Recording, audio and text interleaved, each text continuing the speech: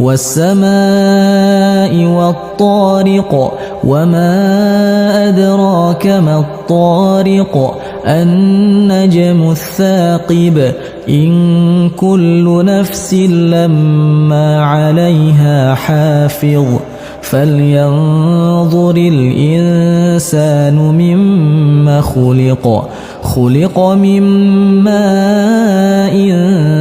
دافق يخرج من بين الصلب والترائب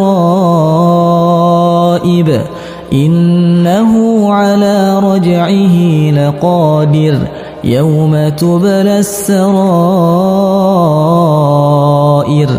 فما له من قوة ولا ناصر والسماء ذات الرجع والأرض ذات